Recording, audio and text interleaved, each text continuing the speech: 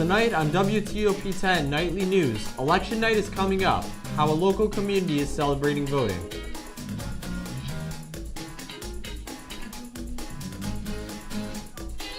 And Ozfest is coming up, how you can have a say in who will be performing. Plus, it's opening night for the Laramie Project, when and where you can see the performance. WTOP-10 Nightly News starts now.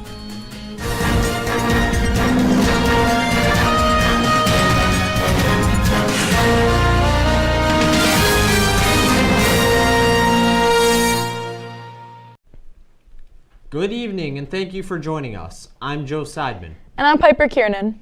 This fall, SUNY Oswego's theatrical performance is the Laramie Project. Based on true events from a small town in Wyoming, our WTOP-10 reporter Dominic Ciccarelli was at the rehearsal learning how the play came to life.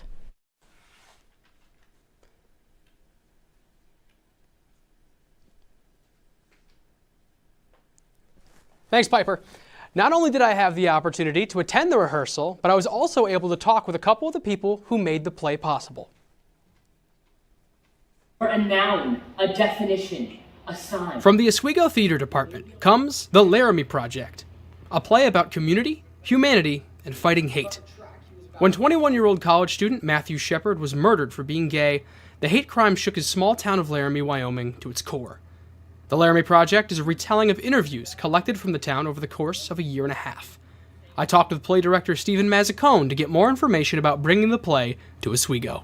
It's a play about a community, and it's specifically about Laramie, Wyoming, but I really do feel it's about an American small town that experiences a tragedy, that experiences an act of violence that the whole town, in many different ways, has to kind of grapple with. But bringing a play to life takes more than actors and actresses. The theater shop had a huge part to play in bringing Laramie to SUNY Oswego. Here's shop director Sam Renner on how he did it. The set needs to be able to accommodate those extremely rapid shifts in position while being open enough to allow for a dynamic movement and keeping visual interest. In the back, we've got large truss pieces that are shaped similarly to the mountains outside Laramie. From Laramie, Wyoming to SUNY Oswego, the story of Matthew Shepard lives on. I'm Dominic Ciccarelli for WTOP-10. The Laramie Project will be playing until Sunday, October 20th. You can get your tickets at oswego.universitytickets.com. Joe, Piper, back to you. Ozfest is only 7 months away, and the Student Association Programming Board is surveying students on which musicians they want to perform. Currently, they are looking for one artist to open and one artist as the main performer. The survey features artists like A Boogie with the Hoodie, Mariah the Scientist, and more, and is open to suggestions as well. Students can vote through a link sent to their emails. Voting closes October 20th. The Oswego Cemetery Ghost and History Storytelling Tour is happening October 26 from 2 to 5 p.m. Performers will recount the stories of the university's founder, Dr. Edward Alston Sheldon, Mary Walker, Harriet Tubman, and many more. Students can purchase tickets at tickets.oswego.edu. There is free campus parking in the commuter lot with a bus to bring students to the cemetery. SUNY Oswego's annual Festival of Fire will be taking place this Friday. Students will have the opportunity to heat scrap iron that can be poured into molds to create sculptures and designs. Scratch plates will be available for attendees to have their idea cast in iron. The event is free and open to students and non-students from 1 to 5 p.m. The Get Out the Vote Film Festival is happening this Friday in the Marano Campus Center Auditorium from 4 to 6 p.m. 10 short films created by SUNY Oswego students will be shown. After the audience will vote for the best short film, attendance is free and all viewers will receive free popcorn. The United Baptist Church of Scriba is hosting their annual takeout dinner on Election Day. The event takes place from 4 p.m. to 6 p.m. and all dinners cost $10 a person, but $5 for veterans. Only 150 meals will be served this year. The proceeds will go to the James Madison Academy in Oswego and Blessings in a Backpack, a program that feeds hungry students in the Mexico School District. The art scene in Fulton hosts Stage Fright, the concert experience. The horror-themed show will have performances by local bands. During the event, there will be a cash bar and a cabinet of spooky surprises. The event will be happening on the 26th with doors opening at 6 p.m. There's lots going on around campus this weekend. It's Friends and Family Weekend and the Laker hockey season opener. Let's take a peek at the weekend and more with Storm Team 10 meteorologist Ryan Murphy. Ryan? Yes, this weekend, if you're coming up for Parents' Weekend, I suggest you bring a jacket, for it is going to be a little cooler out, especially at night. But don't you worry, it is going to warm up. We're going to have a nice warm weekend, especially going on to later into the week. And hey, if you like hockey and you're coming up for the hockey game, it's going to be a nice day. Like I said, bring a jacket. And will it rain this week? Will it not? I'll let you know after the break. But first, out to you guys at the desk. Still ahead tonight, a fraternity at Syracuse University faces suspension. Why they are under fire. Plus, find out more on a new environmental grant signed by the governor earlier today. One occurred for 2 decades, as the next time one will be visible over the continental U.S. He's May 84. Yarrow told police in the hospital that he had pressed the doorbell and waited. They mix with oxygen and nitrogen and can briefly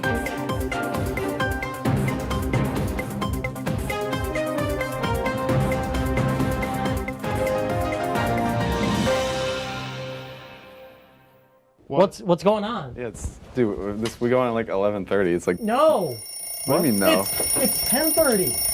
10:30? Matt, it's 10:30. What do you mean it's 10:30? Hey, don't touch that. That's my ladder. Hey, man. Whoa. You know this book was already discounted 10%? Wow. Wow. Get a close up of that one.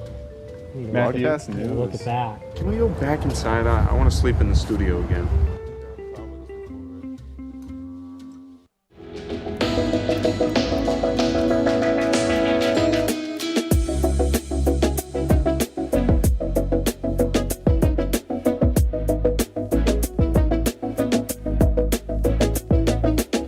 When I was in foster care, I never knew when I would have to move. So I always had my suitcase ready to go.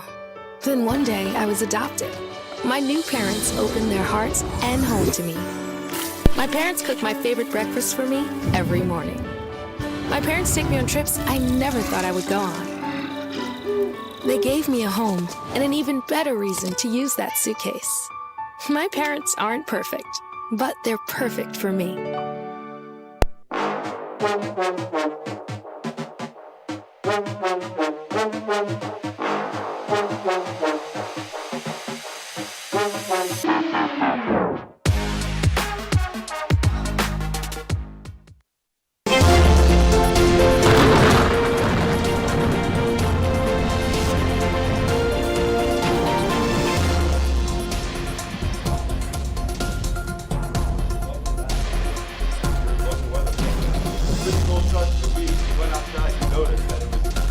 Out, and it was cold enough to give us our first snow of the season. Up in northern New York, up here in Lake Placid, our New York State Mesonet camera was able to pick up some early Monday morning snow. It wasn't anything too crazy, a little dusting, probably melted by the time the sun came out, but hey, snow, am I right? Take a look at our temperatures outside, all across western New York and central. It's low 40 degrees, high 30s. It even gets as low as 34 up here in Upper Lake. And it's cold enough to give us a frost advisory here in Oswego and down in Cuse. There's a frost advisory until 9 o'clock, even into western New York, towards Buffalo. When you wake up in the morning, might be a little frost in your windshield, might want to break out those defrosters. And we also have a freeze warning, kind of hugging the end of the state here into lower Pennsylvania. Now, if you're not a fan of the cold, I have some good news for you. It is going to warm up a bit. We're actually gonna have some above average temperatures later on to the week, especially on Tuesday. I'll get to Tuesday later on in my forecast because they're gonna have some unusual temperatures there. Now, looking at our current satellite and radar, there's a little rain here, but For the most part, there's not a drop of rain in the sky. A little cloudy there. It's cold, but hey, at least it's not raining, am I right? Now this weekend, Oswego State hockey is finally back. Oswego State will take on the Kings. And when you're getting to the arena, you might want to put on some sweatshirts and sweatpants. It is a hockey game. Hockey arenas are cold. It's going to be, before the game starts, it's going to be 56 degrees out. It's going to be sunny. That's pretty warm, I'd say. By the end of the game, it's going to be 50 degrees. Again, a little cooler, the sun will be down. There'll be fun other games to catch that weekend, especially Oswego State swimming. Looking at the future cast, again, for the rest of the weekend, Saturday morning, not a drop of rain in the sky. Even some clouds here and there, but the sun's going to be out. We're going to have a really, really nice rest of the week into next weekend. Tonight, it is cloudy. It's cold. It's 33 degrees. We got that frost warning that I mentioned earlier. It's a little breezy out there, but hey, it'll start to end tomorrow. And tomorrow, it's going to be as warm as 54 degrees. The sun's coming on out. Those clouds are moving on out. A little breezy there, but hey, we got that morning frost that I said earlier. Be careful on your way to school or work, wherever you got to head to in the early morning. Now take a look at our extended forecast here. Tomorrow, I'm sorry. This clouds are going to start to move on out, and Friday into Saturday, it's going to get into the 60s, and even on Sunday, you get into mid-60s. The clouds are going away. The sun's coming back on out. It's going to even Tuesday, it'll be 70 degrees. That's pretty unusual for the fall. It's going to be nice and warm. And Wednesday, it drops slightly, but hey, that's still pretty warm with a nice 67 degrees. Our nighttime temperatures are going to be pretty cool. It's, tonight, maybe into tomorrow morning, it may even go down to below freezing. And that's all I have for you guys. Back to you guys at the desk. Syracuse University is suspending their chapter of the Phi Kappa Psi fraternity after a recent video of violent hazing surfaced online. The video shows several students allegedly being abused in the fraternity home. After the video surfaced, the school immediately suspended the fraternity, and the Phi Kappa Psi National Office ordered the SU chapter to cease any activities. The SU Chancellor, Kent Siveritt, said in a statement that he is disgusted by the actions that appear in the videos and condemned the conduct. Two people in their 90s were found in critical condition following a house fire in Salina last night. The victims have been identified as 90-year-old Janet Sagru and 95-year-old Thomas Sagru. The sheriff's office said that the fire appears to be accidental, possibly caused by a heater. They were both found unresponsive and were taken to Upstate Hospital in critical condition. There is no update on their condition at this time. Earlier today, Governor Kathy Hochul announced a $60 million Green Resiliency Grant. The grant will support 13 transformative green infrastructure projects across the state designed to combat climate change. The new program will be fulfilling the governor's State of the State Resilience commitment. Nearly half of the funds included in the grant will be going to help New York City, promising a greener future for the city. Dozens of U.S. airports are now the focus of a safety audit by federal regulators after a number of near collisions over the past 2 years. Laura Aguirre brings us more on what the Federal Aviation Administration will be looking for. SFA 12 News. I'm Laura Aguirre for News 15. For Local Now, I'm Laura Aguirre. I'm Laura Aguirre for KPRC 2 News. I'm Laura Aguirre for Fox 55 News. I'm Laura Aguirre for WSBT. The design of airports and, at some locations, the lack of early warning technology are also areas of concern being looked at in the FAA's probe. Powerful political figures remember Ethel Kennedy at a memorial service earlier today.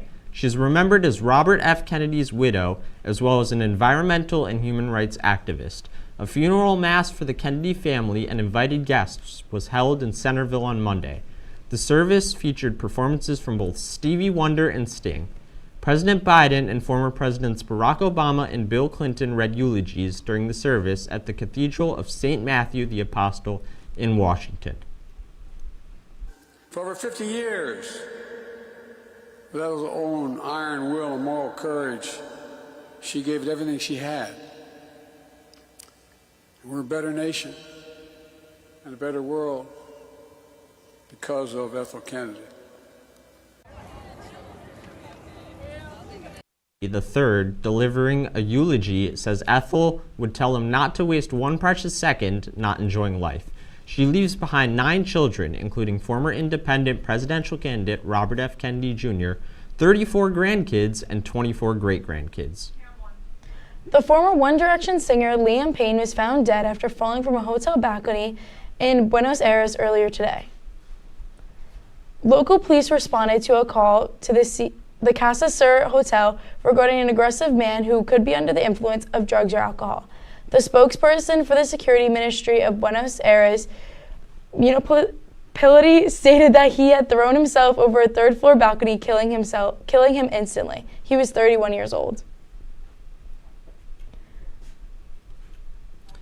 When WTOP-10 nightly news continues, new deals from rideshare companies are increasing voter turnout by giving voters a lift.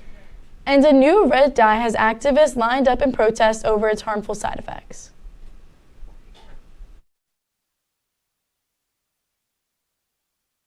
I know kids worry about a lot of things. Getting enough food to eat shouldn't be one of them. Through a nationwide network of food banks, Feeding America serves virtually every community in the United States. See how you can help your community. Visit feedingamerica.org.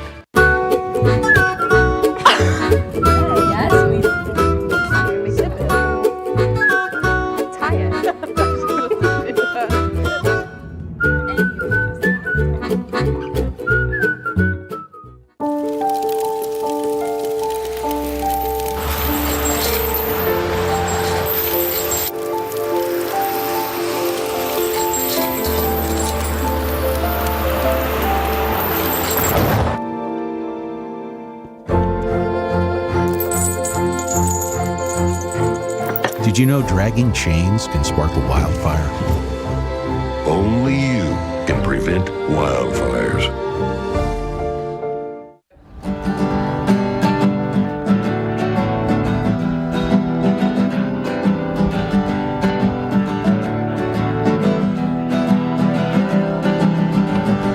We're here for you, we're here for you. This is your channel 2. With sports and news and what to do, we're here for you. It's your TV, you're watching WTOP. Your TV, thanks for watching WTOP.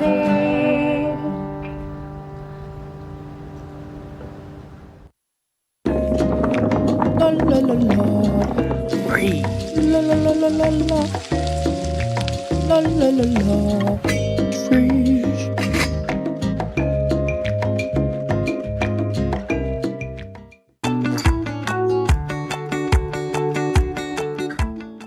To WTOP-10 Nightly News.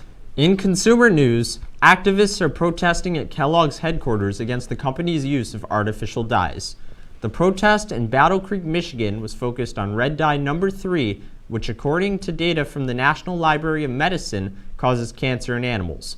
The protest was led by Vani Hari, a food activist who gathered over 170,000 signatures asking to remove artificial food dyes from its children's cereal. In response, Kellogg says its ingredients are compliant with all relevant laws and regulations. New studies are showing an alarming trend, a growing concern among Americans over paying off their credit cards. The Federal Reserve Bank found that the average probability of missing a credit card payment during the next 3 months is over 14%, the highest rate since April 2020. Outside of the pandemic, it's the largest increase since January 2017, and the 4th monthly increase in a row.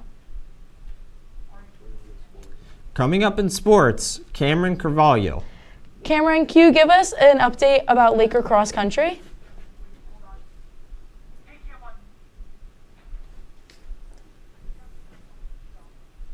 Sure thing. The Lakers cross-country team is going to have their final meet of the regular season this Saturday at the SUNY Geneseo Invitational. For the men's team,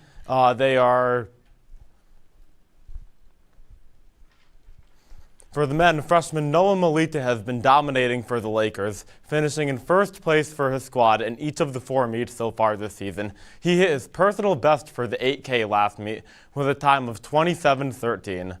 Also posting multiple good times for the Lakers this year are Miguel Tino Reyes, Andrew Deming, and Henry Rose, among others. The Lakers as a whole have finished on average right in the 50th percentile of their competitions this year. On the women's side, Faith Cole has been dominating this season.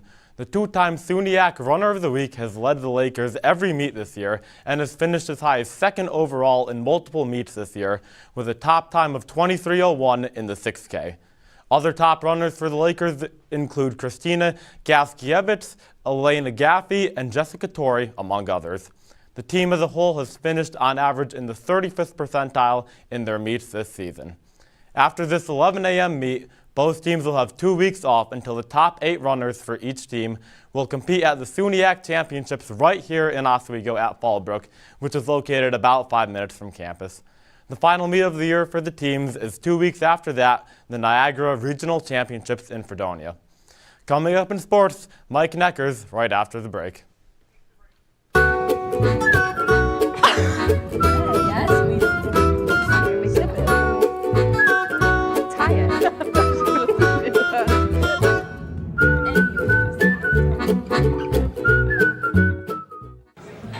Put the keys down, Kevin. But I'm gonna drive home. There are several warning signs present that you shouldn't be driving. I guess I have really been looking for love in this dating app. Yep, I'm definitely gonna call a ride home.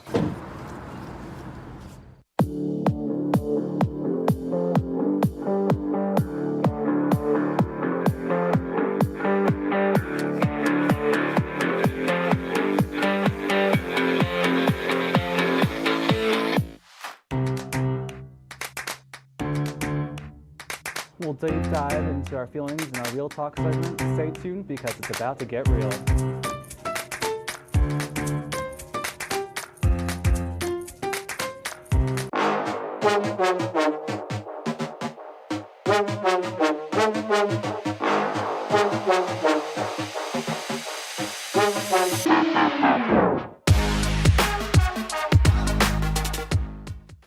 What's going on? Yeah, we go on at like 11:30. It's like No.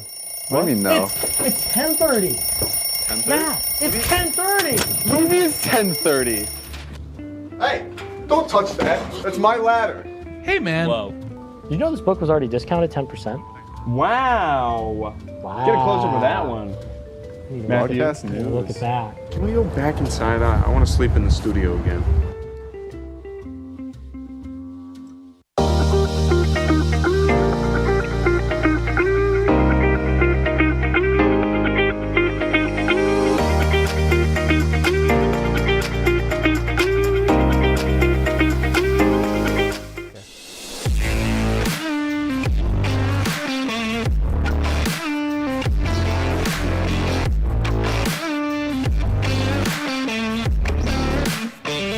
Hello folks, my name is Mike Neckers and we've got a lot to cover, so here's your Wednesday night sports report.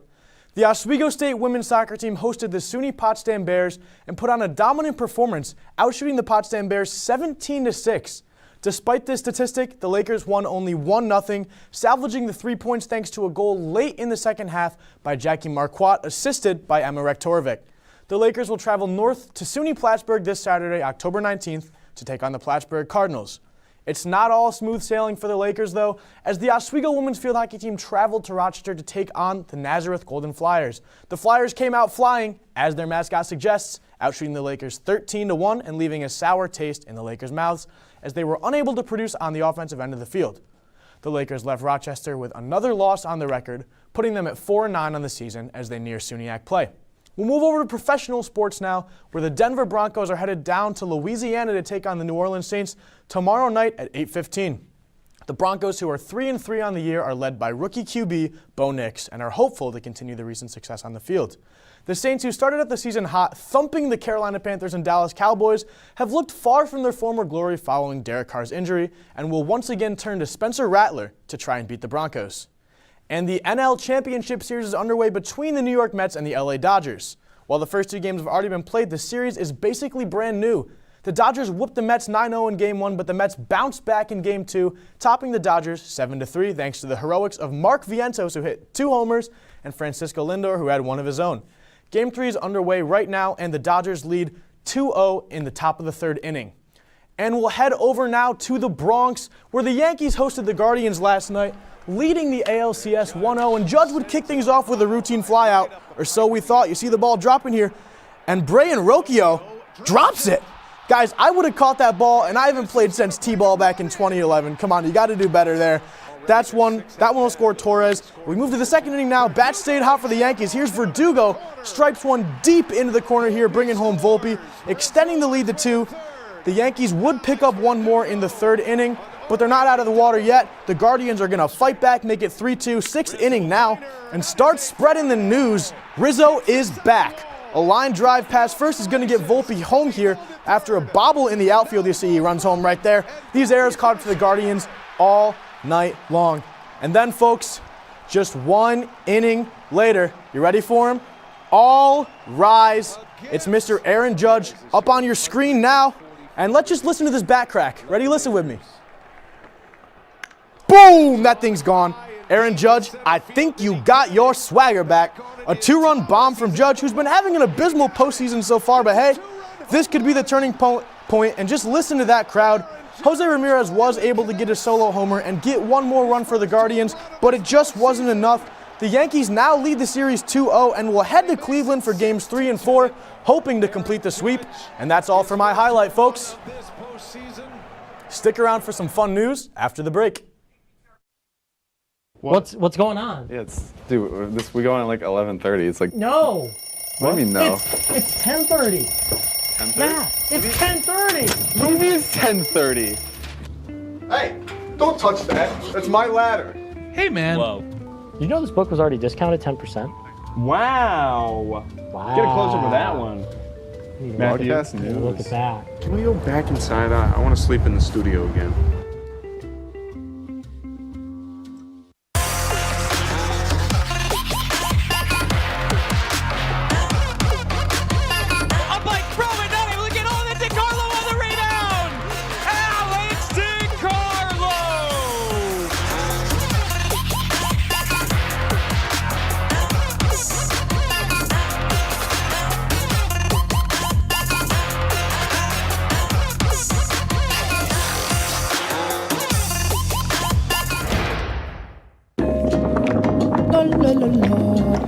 Free.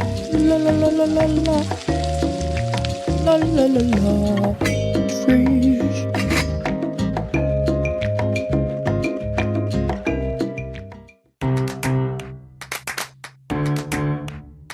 We'll deep dive into our feelings in our Real Talk segment. Stay tuned because it's about to get real.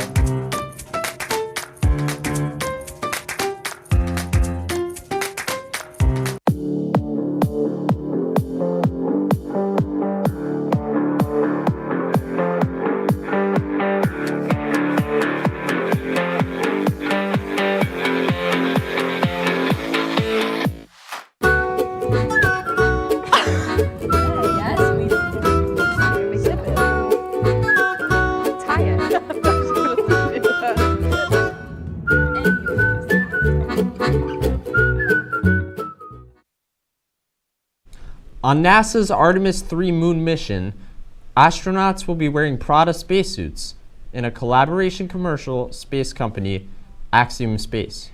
The mostly white suits feature a cropped torso and stone gray patches across the elbows and knees. Specially engineered boots will allow astronauts to spacewalk for at least 8 hours a day. The Artemis 3 mission is currently scheduled for launch in the second half of 2026. Now, guys, these suits look pretty fancy. What do you think, Joe? I think they're going to do great. How about you, Piper? I think they're pretty cutesy. I think it's better. It's showing women in space, and I love that. I think they're pretty cool suits. I mean, it's a nice design. I'm sure they're nice and safe, but space looking nice. I think that's cool. And it's certainly designed, but Prada? I mean, I would have thought maybe Gucci, Louis Vuitton, I don't know. But Ryan, why don't you give us a little final weather? Well, it was a little cold out in the beginning of this week. It's cold out tonight. It's probably going to be cold out tomorrow night. But it is going to warm up, because especially Tuesday, 70 degrees. That's crazy. It's fall. It's cold. It's Oswego. But it will change. So you get to go outside for the rest of this week. It's nice and warm out. Maybe throw the football around. But Saturday, you can catch me and Mike. We're both on the swim team. We got to meet this weekend. Mike, you want to elaborate on it? Absolutely. We got to meet versus the Oneonta Red Dragons, the battle of the O's, as they say. But that's not the only thing going on Saturday. We've also got men's soccer and men's and women's hockey this Saturday. Some great games coming up. And Joe, why don't you close us out, man? Absolutely a great weekend coming up. That's our report for tonight. Be sure to stay tuned for the late OP. Thank you for watching. Have a great night.